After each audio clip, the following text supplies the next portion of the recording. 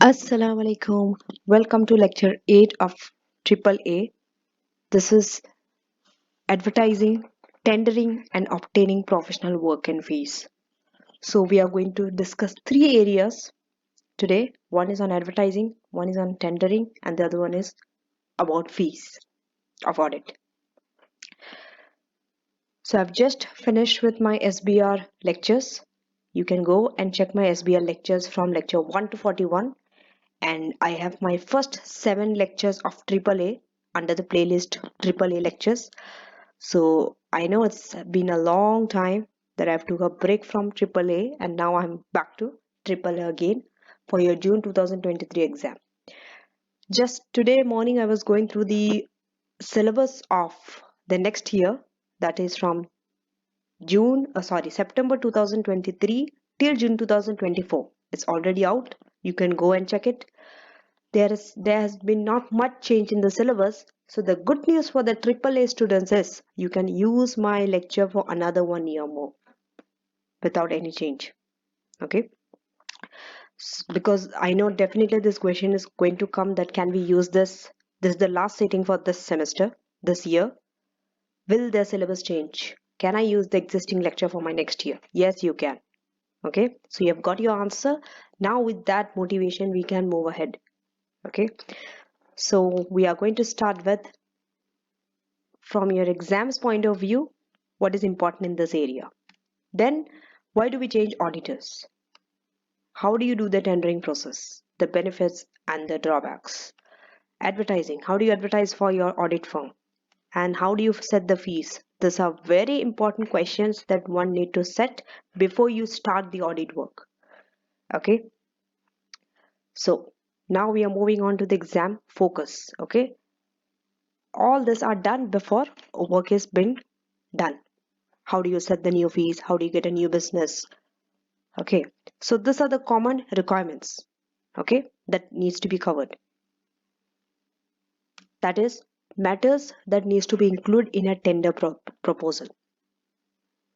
Then, evaluating the suitability of an advertisement. How suitable is your advertisement? What could you put out? What could you not put out for advertisement? Very important.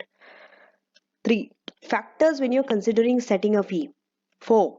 Matters to consider before you accept an engagement. There are so many matters that an audit firm needs to consider before they even decide whether they have to go for this engagement or not. Then matters to be included in an engagement letter. Once you have accepted, then what to include in that engagement letter. Okay, these are the questions that you will be answering with the help of this lecture. Now, why do you change auditors? Auditors could be changed for so many reasons. Okay, so we'll go one by one. First, reduce audit fee. Maybe you are feeling that your current auditor is charging too much. Hence, you want to, and once your auditor becomes experienced also, it's very common that they are going to charge higher fee. So, in order to reduce that audit fee, you might take out a new auditor. So, you change an auditor. Then, size of the firm. Maybe the size of the firm have became bigger or smaller, right? Dependingly, you will change the auditor. Third, firm might have stopped offering audit services, so they might not need audit anymore. Then, dissatisfied with the current auditor's work. Audit firm might cease trading. Appointment of a group auditor. Disputes over financial reporting matters. And common policy of rotation. Okay, they might rotate the auditor. So these are some reasons why an auditor might be changed. Okay, now we are moving on to why step down. There could be so many reasons that an audit firm might not seek for reappointment. See, as an audit firm, according to your corporate governance concept that we have studied in SBL, you need to, and director, a chairman, a CEO, they need to seek for reappointment. Okay, but there are some reasons that you might not seek for reappointment. So many reasons, like independence. Maybe independence issues which cannot be safeguarded. Okay, or there are doubts regarding the integrity of the management of the company, or there are strategic decision to concentrate on other markets or services. So in these reasons, an audit firm might not seek reappointment. Okay, now, so we are moving to tendering. First tendering, then advertising, then fees. Okay, starting with tendering. What is the tendering? See, tendering, you need to know that tendering is not only in the audit field, okay? It could be for any other field. It could be even for the construction field also. Okay. So tendering is the process of quoting a fee for a work before the work is carried out. That means you are charging a fee. You are quoting that this will be the fee when you have completed the work. Let's say you are auditing for 1 whole year. So after 1 whole year, this will be your fee. But you are deciding it today, not after the work is completed. Before the work is completed, you are setting a fee. That is a tendering. Okay. And most tenders, how it happens, there will be a formal written document and you have to give a presentation on it. Okay, but remember, the presentation has to be professional, it has to be dynamic, and it has to be within the ethical, it has to be ethical. Okay, now there are matters that needs to be considered before tendering. What is it? There are specific risks of being involved with this tender. Like, you should know that once your tender does not pass through, okay, it's a waste of time, because not obviously not all tenders will be passed, right? Some will be failed, not all will be successful, so your time is wasted and you will not be even get paid for the time that you have spent in putting that proposal together, tender proposal. So it's a waste of time. Second, setting an uncommercial fee. We say low bailing. That means you are charging such a low fee in order to win that contract, because obviously the entity also wants to take a low cost auditor, right? Third, you are making unrealistic claim by promising too much in order to win that contract. So these are all risks. Now, information required for the proposal. What information do you need for this proposal?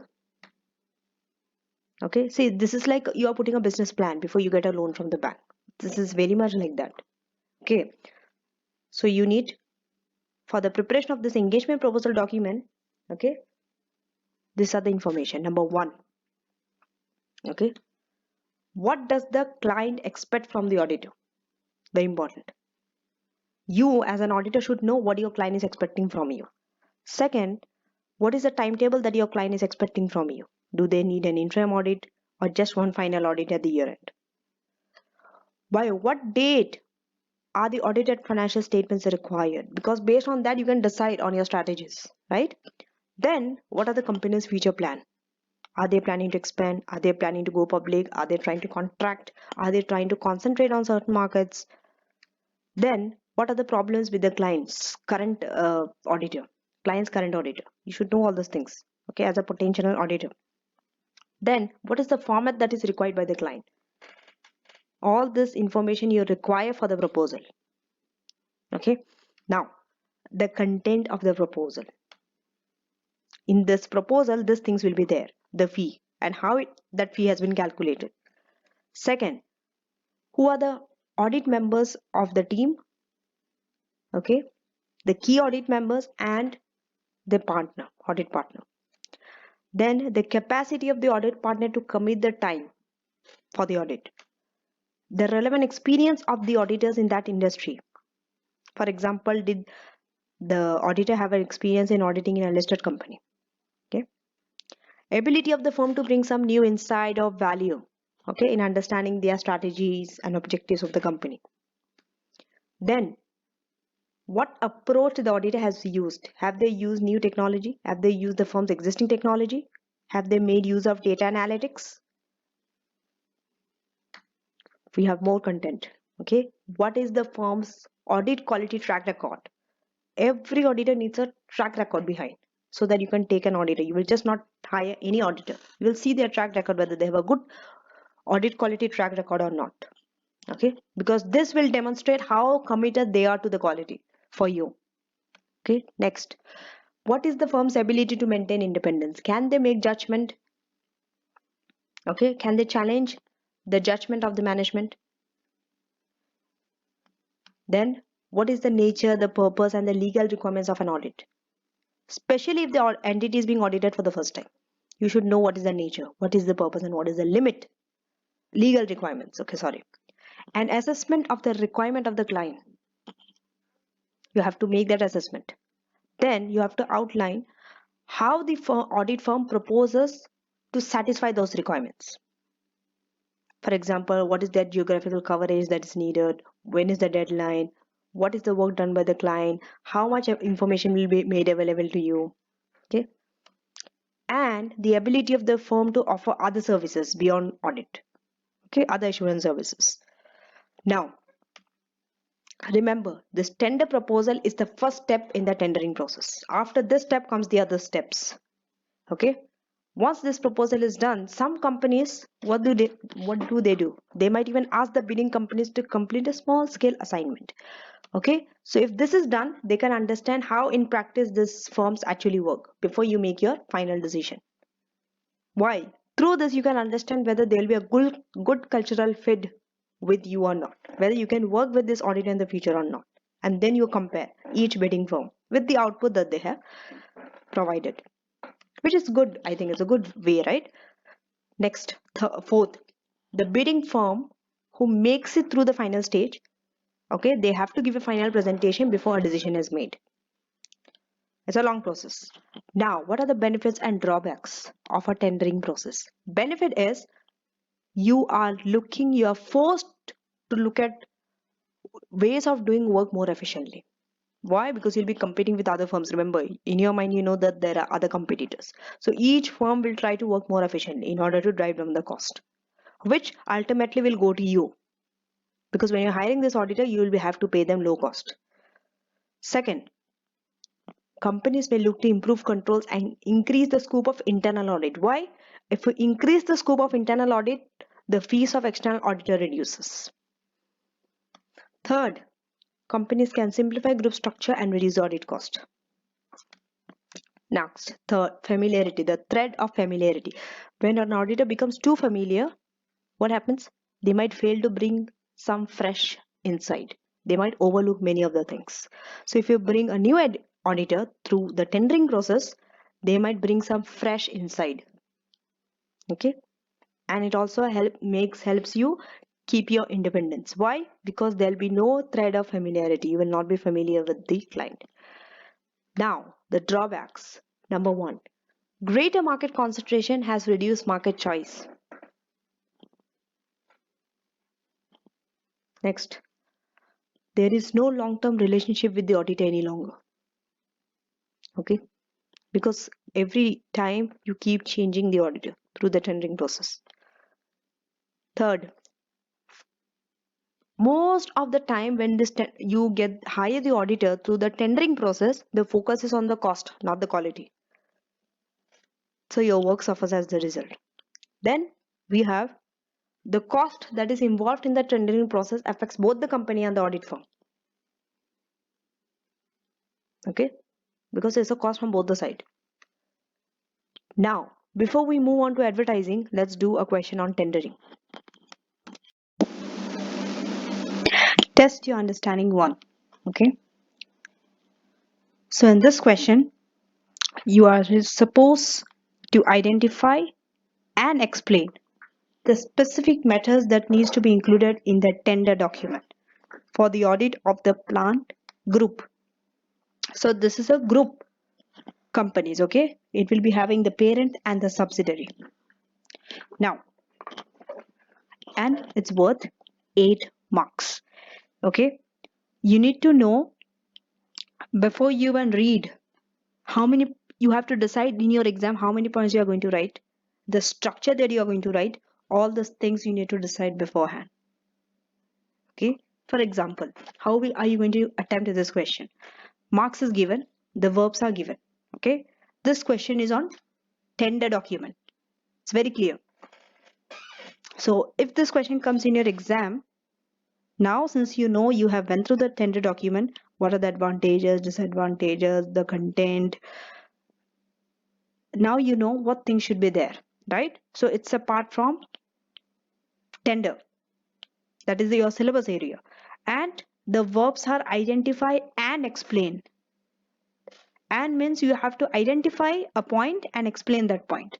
So for identification, you are going to get 1 mark, and for explanation, another 1 mark. So like that, you're going to get 2 marks. So how many points you have to write and explain? 4 points. 4 points to get worth of 8 marks. Okay, this 4 points, 1 point for identification, second for explanation. Okay, so we are not going to read this in depth. You can take your own time and read it. I'm just going to brief you what the case study is all about. Okay, it's about a group company. Okay, where they are going to hire a new auditor. Okay, so for which every auditor needs to have a tender document. So the question is, what are the things that has to be there? Okay, but we'll give you some background about the company. Okay, this company operates as a part of, okay, an audit firm which operates as a part of international network of firms. Okay,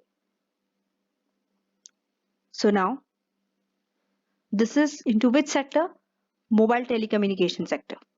Okay,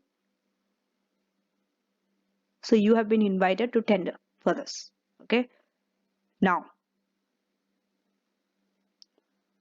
so this is regarding telecom audit firm. Now they have a parent company. This plant group has a parent company and 6 subsidiaries.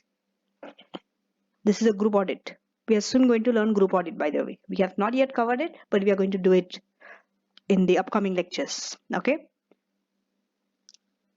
so parent and 6 subsidiaries, and one of which is located overseas. These are some key important areas that you need to highlight, okay, for your answer, because it will change your answer. If something is located in your home country versus overseas, there's a difference in the audit procedure that one needs to know. Okay, that's why I'm highlighting these points. Then the audit company is looking for a cost-effective audit and hopes the strength of all those things are there. Okay, deadline has been given at this date. Now, the plant group has expanded rapidly in the last few years. Very important point. You should know what your company is doing. What is their current position? What is their future position? Are they expanding? Are they contracting? Are they going public? Are they going private? What are they doing? So they're expanding rapidly. Okay, and significant finance was raised through a stock exchange listing. So now, with this, you tell me, what are you going to include in this tender document if you were there, if you have to put a proposal forward? Okay, see, in your answer, if you read the answer, I don't know whether you have read the answer or not. The answers are there behind the textbook. You will get it. There are more than, the points that are given is more than 8 marks. Okay, I think they have given some 12 points.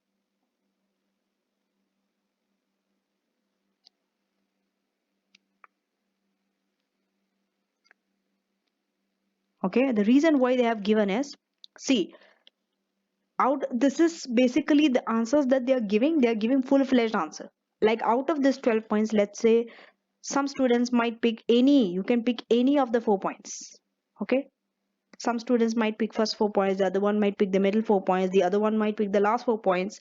So all the possible answers are included in that answer sheet, but that is not your actual exam answer. Okay, they have given 12 points, but the question is for 8 marks and you need 4 points. Identification, explanation, like that.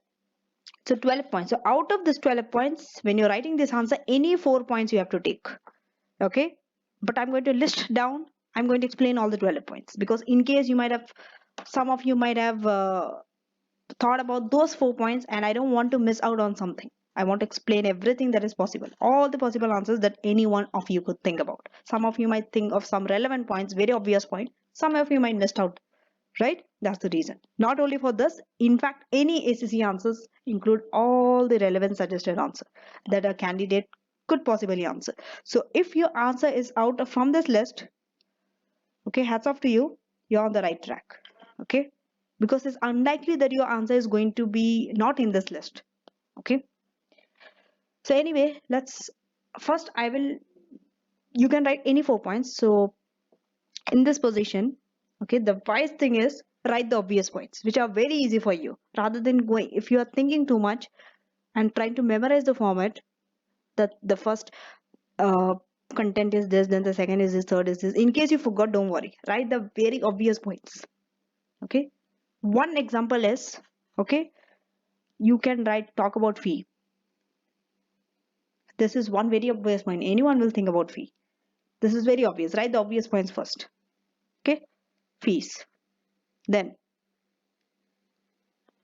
second, you can talk about deadlines. This could be in any order, by the way. Okay, you can talk about deadlines in the order that I'm going to explain you, but I'm just identifying the 4 points first. Then I will explain. Okay, under each. So this points that I'm writing, you are using it as a subheading, and then you need to write below it. Okay, explanation. Then you can use the, what would be the next?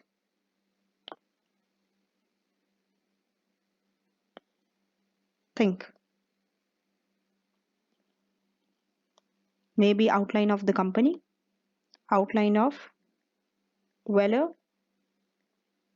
and Co. And fourth point, who is the proposed audit partner? The name of the audit partner has to be there.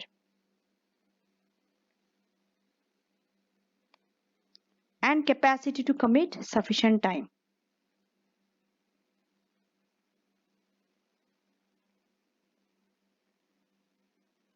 If you break down your answer like this while studying, while practicing, trust me, AAA becomes very easy. Because many of you think AAA is very difficult. The reason is when you see the answer, you start panicking because it's very lengthy answers. How am I going to write? How am I going to write? Break down like this. Break down into small chunks, that big answer. Then it becomes very easy. Okay. So now, explain in any order is fine. As long as these points are there. There are more points. I'll write all the points first for you. Okay. So the fifth point that is there is, then you could explain about the ability to bring. Remember, just in the previous slide, we went through all these points. The content. So ability to bring insight and add value. Any of this, whichever is easy for you to write, you can write more about. On the 4 points, talk about those 4 points. Next, ability to maintain your independence, because you're not auditor. So how are you going to maintain your independence and challenge the management? Next, specialization of the company. Specialism of Weller and company. Then, 8th point, identify the audit requirement of the plant group.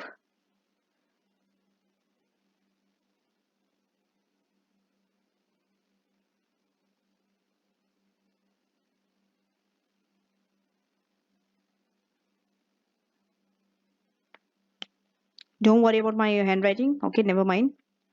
Just ignore it. I know it's a very bad handwriting, but thank God for you. You don't have to write anymore because it's on computer, CB platform. So you just have to type it. Okay. Make sure when you're practicing answers on any paper, not just AAA, you start typing rather than writing, because now it's on CB platform. You anyway have to type. So this will increase your speed rather than doing your final paper on CB platform and doing everything manually. So identify any. The next one is identify any audit related services, okay, that may be required.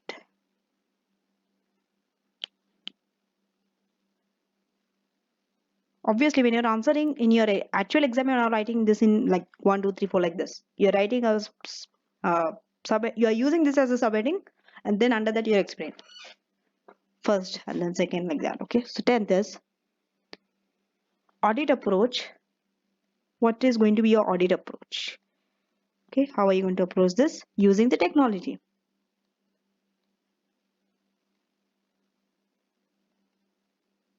We have discussed this as well, right? Next, quality management. How are you going to mention, make sure the quality? So quality management and ethics, very important.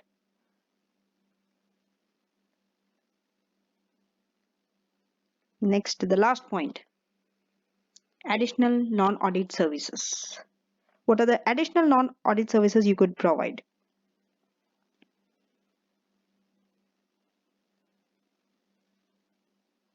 Okay, so I'll just briefly explain. I'm not going to write it down, obviously. Answers are there. You can read it on your own. Okay, first I've written the fee. So let's talk about the fee. What are you going to write about fee? You have to write your proposed whatever you, okay, you have to state your fee, the audit fee. Okay, when you're stating your audit fee, I'm explaining one by one, by the way. I'm in the first point now. When you're explaining your fees, you have to show a breakdown of the main components of the fee. Okay, so here, breakdown of the main components of fee. You have to show the breakdown of the main components of the fee. Okay, next, what could you explain for fee? Explain at least 4 to 5 lines. Okay, don't exceed beyond that. You will not have so much of time. Don't start explaining in 10 lines each point. Sometimes even 2 to 3 lines is enough. Okay, what's next?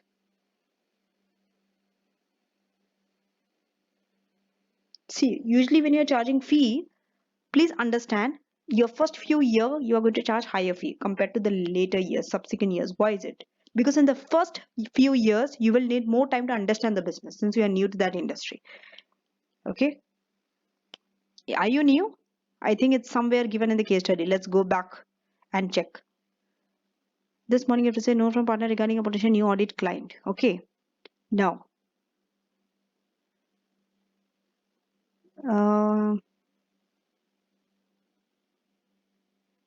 what's next? This would be a major new client. It's a new client. Okay, it's a new client, so they don't have an understanding of this. You need an understanding of the industry also. It takes time, so that also you can write in the next point. What is it? That you can explain that audit fee is going to be high in the first year of auditing. Okay,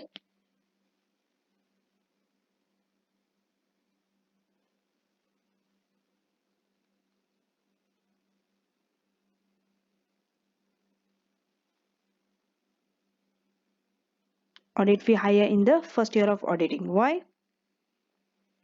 I've tell you the reason. As they will need time to understand the business.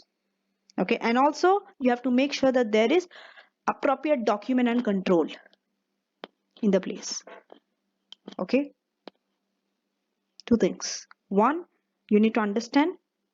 Okay, understand the business, and what's next? Ensure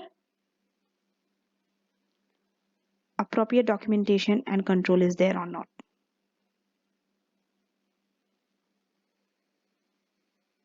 Documentation of system.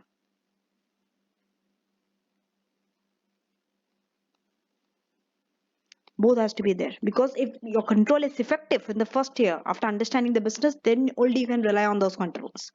Okay, it's very important. So that's why. But later years, fee will reduce. Okay, because it will become more cost effective in the subsequent years. Okay, over the years your fee will fall down. Once you understand, you'll be able to do your audit faster, taking less time. Okay, so that could be explained. We are coming to the next, deadline. Okay, I don't have space there, so I'll write deadline here, subheading. For deadline, what are you going to explain? What are you going to write under this?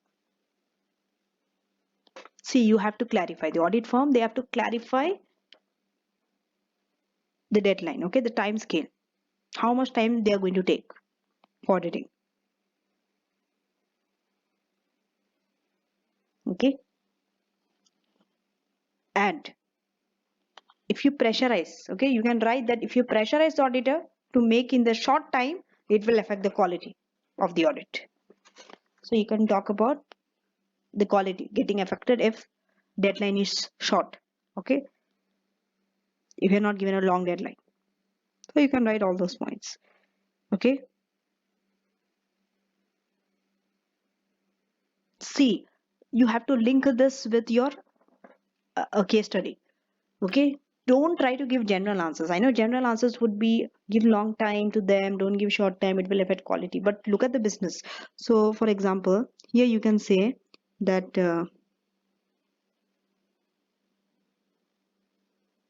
it would be, okay, it would be time pressured. You have to bear with me. Okay, in triple A especially, because triple A is very different compared to your AFM and SBR and SBA. You need to write a lot here, so it takes a lot of time. Okay, it is not some calculation or something that I can quickly do it and finish it and go. It will take a lot of time. Some points I need to write. Okay, some points just by explanation you will understand. So that's the reason. Okay, so it would be time pressured for the audit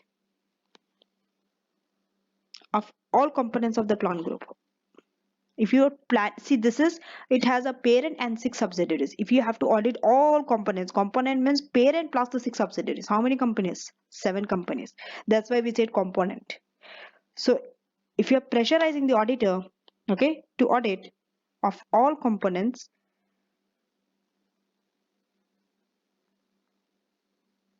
that is the group and the 6 subsidiaries, okay, components of the plant group. You have to mention the name of the company, very important. Components of the plant group to be completed in 2 months, let's say.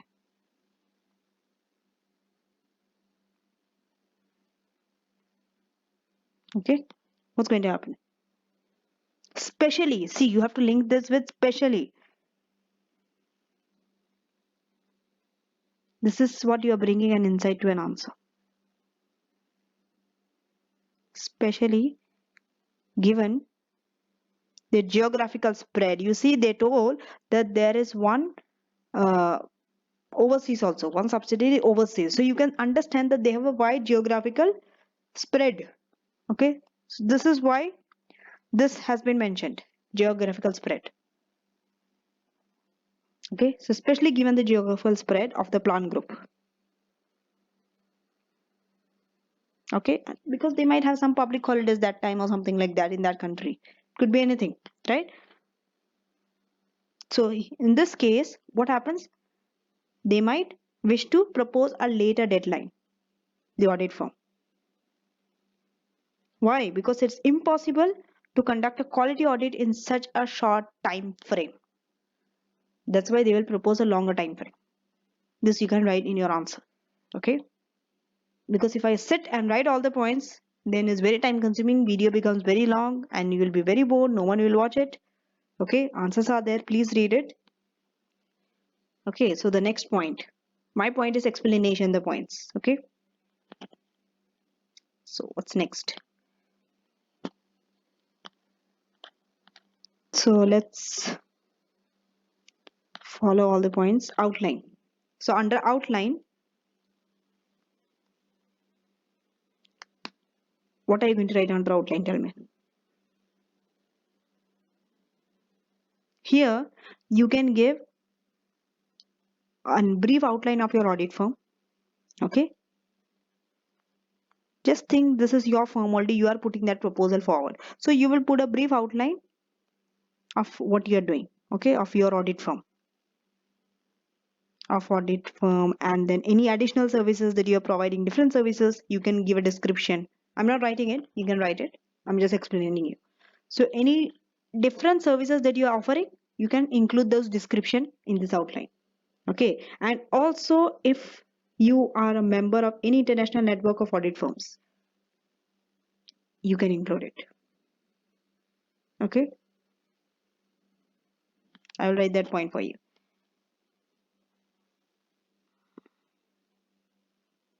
In this case, it's important because they have an overseas subsidiaries also. that you have a membership of an international network of audit firms.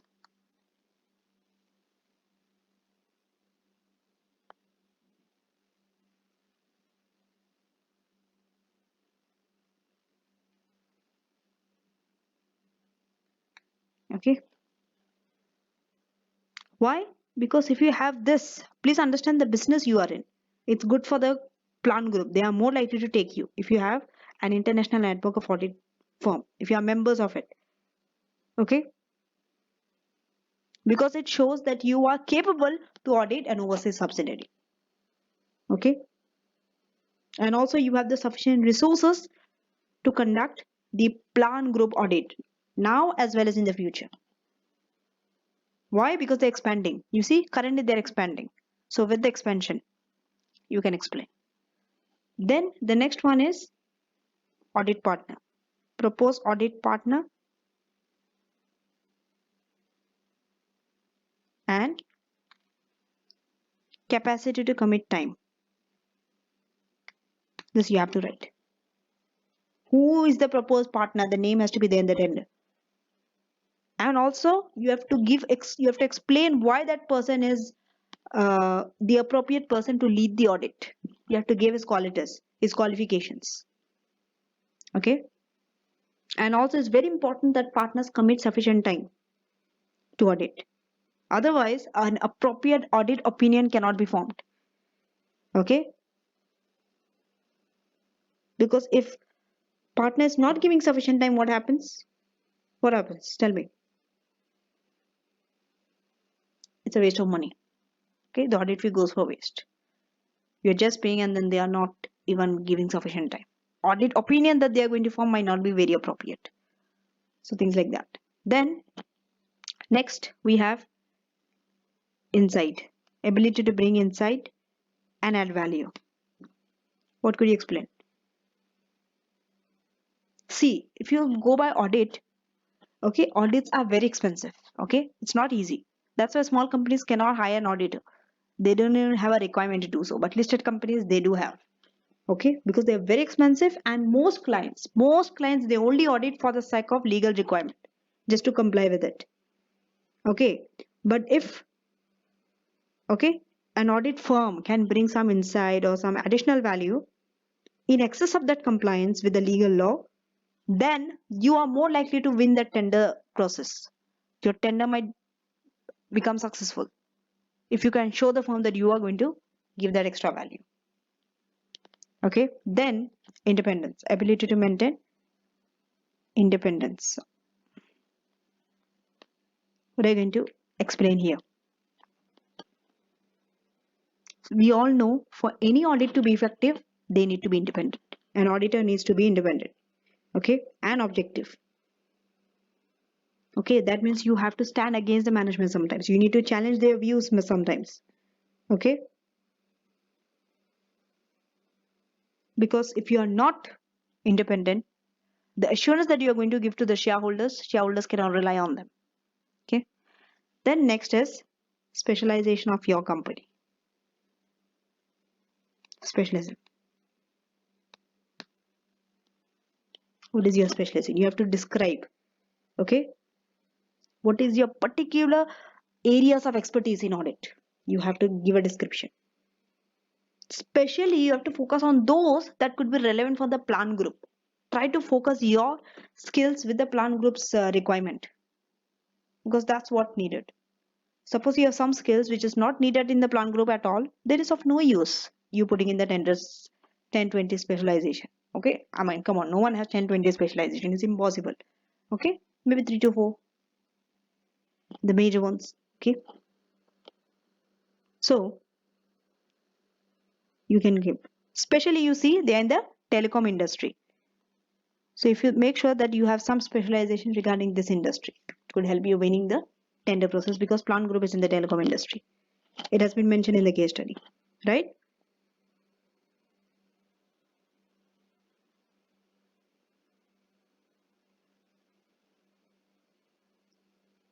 Now, because if you are specialized in this area, okay, you can cut down the time that you might need to understand that industry.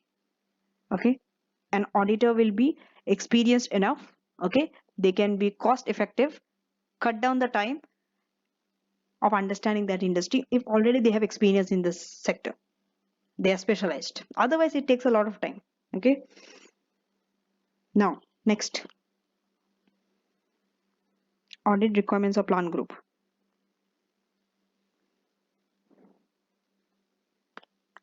Under audit requirements, what are you going to explain? Whatever the what is an outline of the requirement of your client? You have to include that, okay?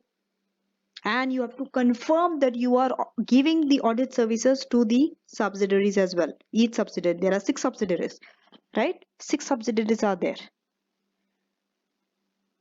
with one parent. You are giving the audit service to each of them. You have to confirm it, okay? You can even give clarification of the legal requirements as well, because each jurisdiction might have different legal requirements. That also you can list down, okay? You can clarify on those, because the legal rules, legislation are different. Remember, they are having a one subsidiary in overseas, so there and here it will be different. So that also you can list. Next is audit related service.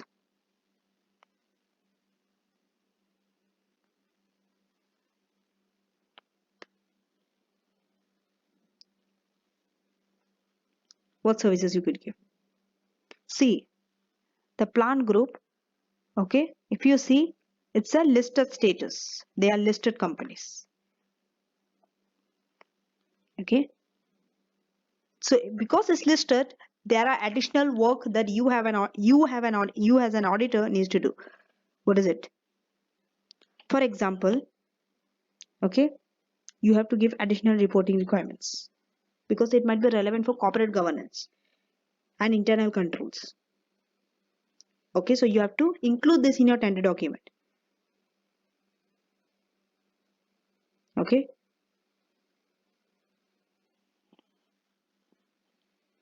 because it's a requirement of the listing. To get a listing, these are the requirements according to corporate governance and all.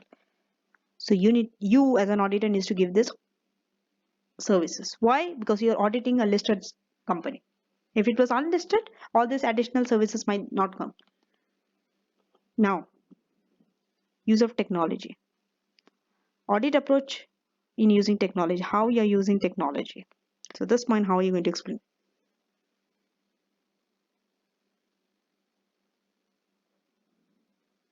Tell me.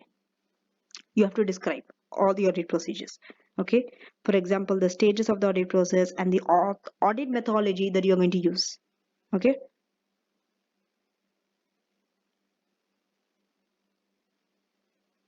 So now, one audit approach could be reliance.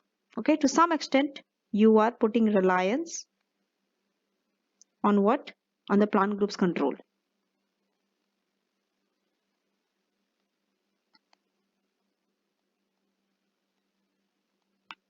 This could be one thing.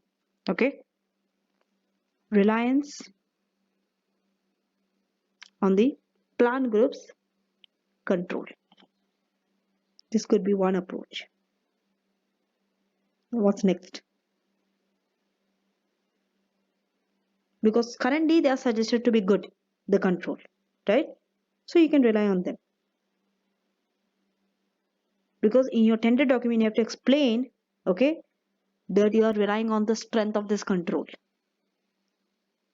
Before you even decide that you are going to rely on this, you have to make sure the controls are strong. You have to include this in your tender document, okay? Then you can use audit data analytics.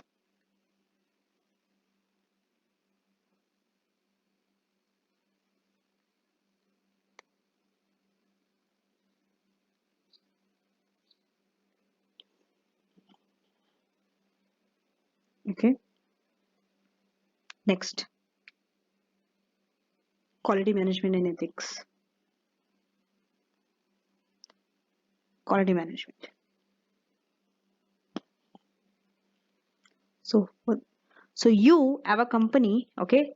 the P and the value in the company, you are making sure that you are compliant to the code of ethics.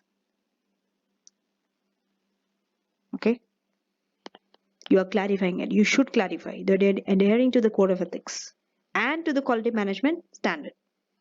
Because if you do this, it provides assurance to the audit firm that you are unbiased and your auditor's report are credible.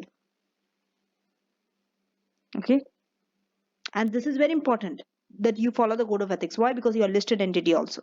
Listed entity has more.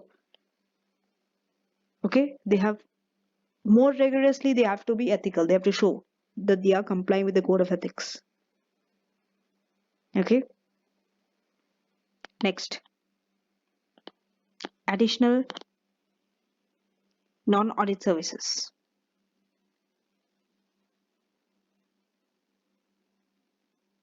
What are the additional non-audit services? See, if you are giving any non-audit services, that you can describe in your tender document. Okay, so for example, you can give tax services or restructuring services.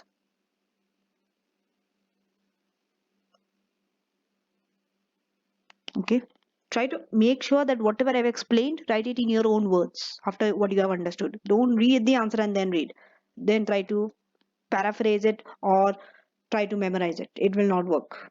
Okay, so you can give tax or this one. Okay, see, both of this will be relevant for this group. Why? Because they're expanding. Expansion. For expansion, restructuring is very effective. Every expansion company needs restructuring services. Even tax could be appropriate for them, for the plant group. Okay, but remember, even if you're giving non-audit services, there is a concern because it could be a threat to objectivity. Exactly, it's a threat to objectivity. So you also have to outline the safeguard that you're going to apply in giving these non-audit services. This has to be there in the tender document as well. Okay, and this is more important because it's a listed. See, everything becomes very important because it's listed entity. That means it becomes more compulsory for you to do. Okay,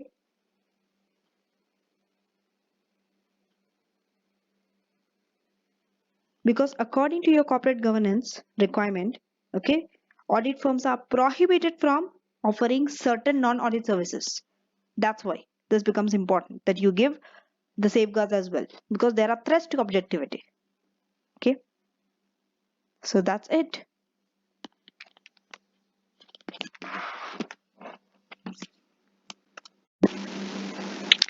So now we have just finished tendering and now we are moving on to advertising, the second aspect of this lecture.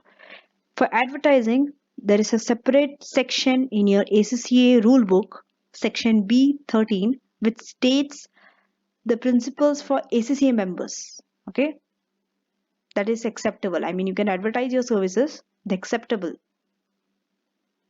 but your advertising must not reflect adversely on certain things. Okay, for example, member, it should not be giving negative views about your member, about ACCA, or any accountancy profession as a whole.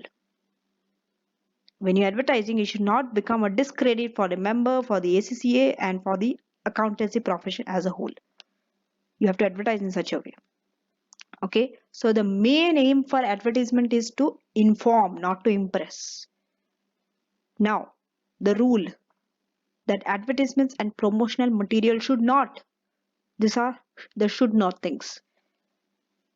Number one, bring discredit to the profession, to the member and the accountancy firm. Second, discredit the services that are offered by others and claiming superiority. That means you are saying you are superior to them, which is not correct. You cannot advertise in such a way. Third, you cannot be misleading. Okay, then you cannot fall short of the requirement of any relevant national advertising standard authorities. There are when you're advertising, no matter whatever you're advertising, there are some rules that you need to follow, some standards. You cannot fall short of those standards. For example, when you're advertising, it has to be legal. There should be decency. Advertisement should be clear. It has to be an honest advertisement and truthfulness. These are the requirements that should be there. If it's if something that you're advertising is not legal, not decent, not clear, not honest, not truthfulness, you cannot put it in advertisement. Next, restrictions. There are some restrictions on the names, the practice names and descriptions that you can put in advertisement. First, okay, so it is in section 3 of your ACCA rulebook, section 3 of B4. You don't have to memorize all the sections and all. Once you become a member, you can go through it, or even now you can go through the ACCA rulebook and see it. Where are you going to get this ACCA rulebook? You will get it on your ACCA website. Okay.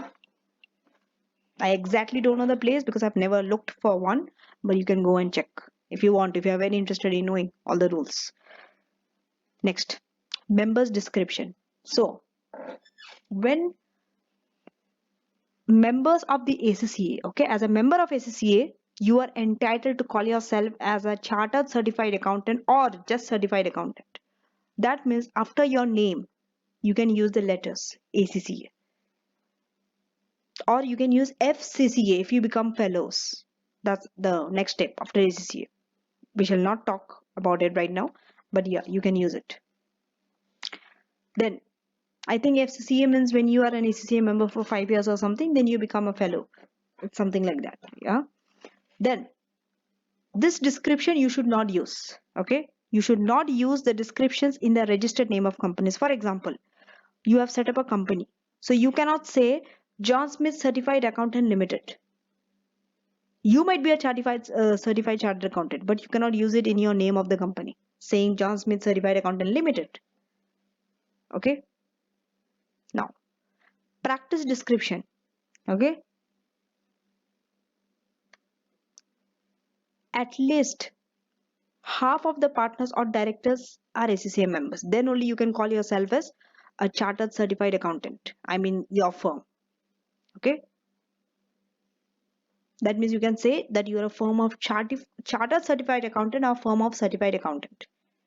Only if half or more than half of your partner or directors are ACCA members. Otherwise, you cannot use that.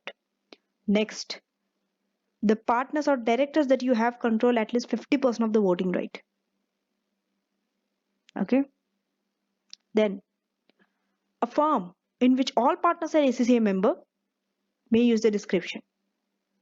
What is it? That they are the members of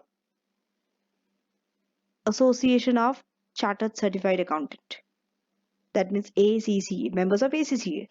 On his professional stationery, they can use it. In case it's a mixed firm, for example, some partners are ACCA members, some are not ACCA members, but they are part of members of another chartered accountancy body, maybe CPA or SEMA or anything like that. Then you cannot use the description.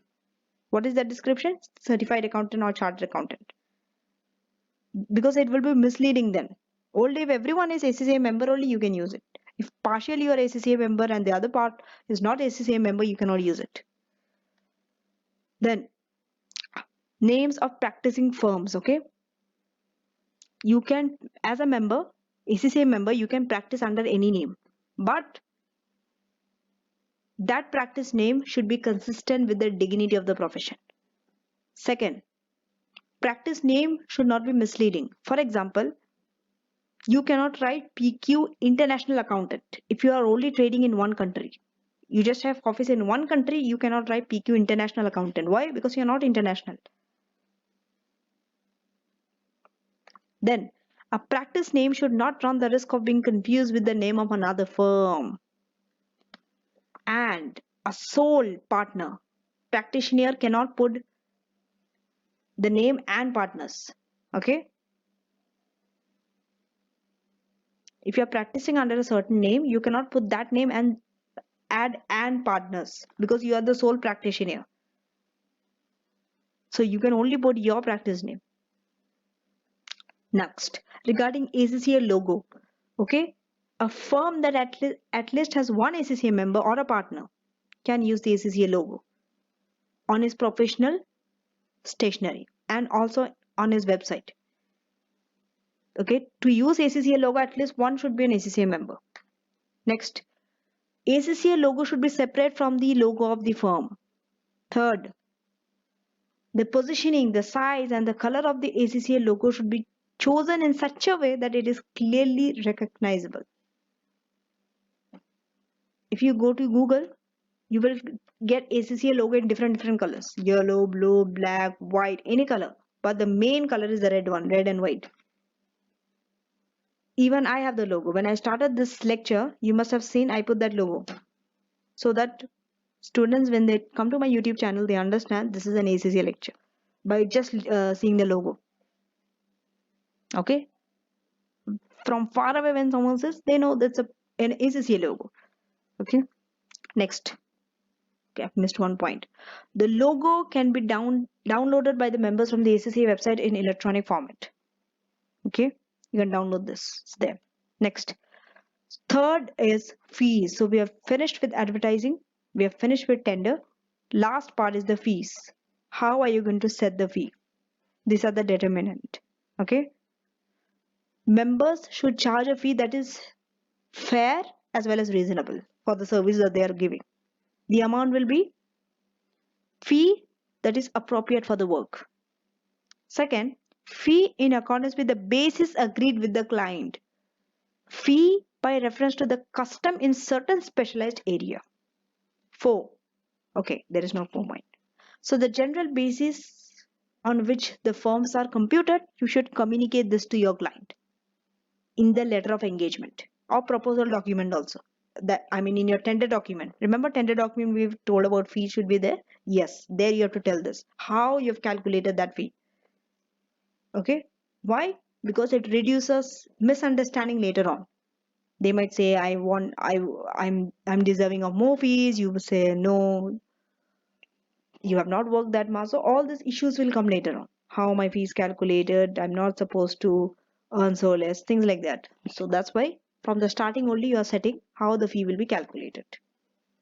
Next, members will consider the following matters in setting a fee. First one, the more senior a person is, obviously his fee will be more. Why? He's more experienced.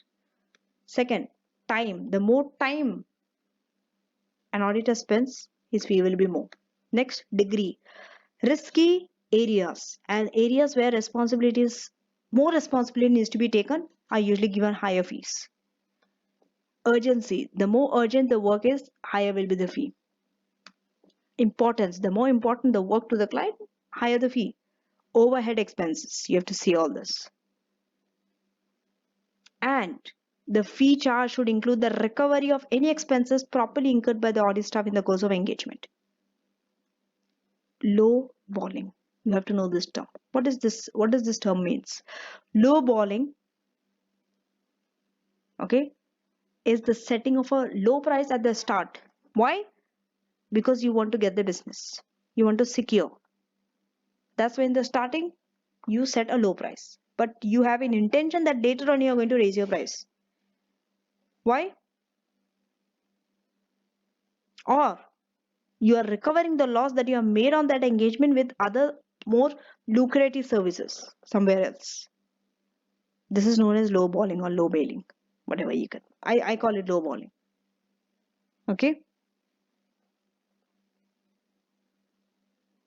So remember, this low balling is not good. Why? It results in a self-interest threat. Why? How self-interest? Because auditor has an intention to keep their client happy. Okay, in order to win contract, they have an intention there, motive there. So because of this, your ethics suffers. Professional competence and due care. Remember the code of ethics, 5 ACCA's code of ethics. What are those? Objectivity, integrity, confidentiality, professional competence and due care, professional behavior. So out of the 5, professional competence and due care gets affected if you charge low price. Why? Because you will not perform at your best when you're charging very low price. Okay. It also leads the firm to cut the corners on the audit to try and minimize the losses. You are not able to give a good quality audit with this, keeping a low price in the beginning. Now, the basis on which fees and commissions are charged are fixed fee quotation. You might charge a fixed fee. Okay, most firms agree a fixed fee. Okay, for client only. Why? Because this gives a certainty for you to know how much is the cost beforehand. You can budget. Next, when you're calculating the fee, all the determinants that are there for setting the fee needs to be taken into account. Then, if a fee is so low, remember, it's a thread, ethical thread. Your professional standards suffer. Okay. Next, so there are safeguards. What are the safeguards for it? You have to make it clear to the client which services are covered by the quoted fees and the basis upon which fees are to be charged. Rather than making them think how their fees are charged, you have to clearly specify them. Next, budgeting process. Okay, when you're preparing a rigorous budgeting process to ensure that cost can be recovered. This is another safeguard. Third is assign sufficient time and appropriate staff to the assignment so that it is performed effectively. If you want to reduce, if you want to drive down your cost, make sure that you use appropriate staff rather than unskilled staff. Okay, inexperienced. And make sure that they assign time also. Now, next is, first one was fee, fixed fee. The other one could be based on hours, hourly rate. Okay, this also could be done. So here the problem is final fee will only be known at the end of the engagement. Here you are not knowing it with the certainty like in the fixed fee. Okay, that's why it might not be an acceptable arrangement for the client. Mostly client does not prefer this because they cannot budget the audit fee in this case. Next, third is referral fees. First fixed, second hourly, third is referral fee. Okay, this referral fee is members pay referral fee to a third party for introducing them a client. Okay, so here this payment of fee creates a self-interest thread. That's why you have to introduce safeguard. Remember, wherever thread is there, whatever thread it is, self-interest, self-review, familiarity, intimidation, advocacy, safeguard has to be there. Okay, with that safeguard needs to come there. Okay, so how are you going to put that safeguard? By disclosing that you have this arrangement with the client. Now, fourth is contingency fees. A contingency fee means that if you have achieved a certain event or an outcome is achieved, you are going to get this fee. Okay, this is predetermined. Okay, predetermined amount or a percentage you are going to pay to the accountant if they complete a certain task. So it's based on some condition. You can say contingency fee. Okay, for example, tax fees may be agreed based upon the tax savings that the auditor brings, the savings that auditors create. Okay, so this could lead to an engagement being conducted with a proper due care and objectivity. Okay, sometimes you might even say the auditor that if they complete the audit with a short span of time, they're going to get this much of pay or more pay. The fees is going to be more. Okay, next, ACCA says the fees should not be charged on a percentage, contingency or similar basis. So you see, you cannot accept where the course of action is generally accepted practice like insolvency work. For insolvency, yes. Other than this, you can't. Now, reference to the fees in the promotional material. Okay, so clearly you have to state whether it's a fixed rate, whether it's an hourly rate or any other rate. Okay, next, Members can even make comparisons in this promotional material also, between the fees. Okay.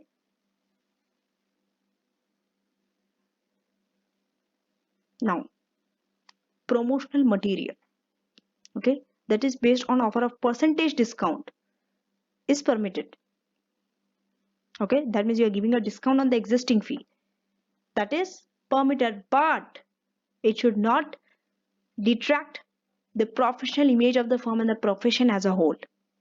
Then you cannot offer this discount. Otherwise, yes, is allowed.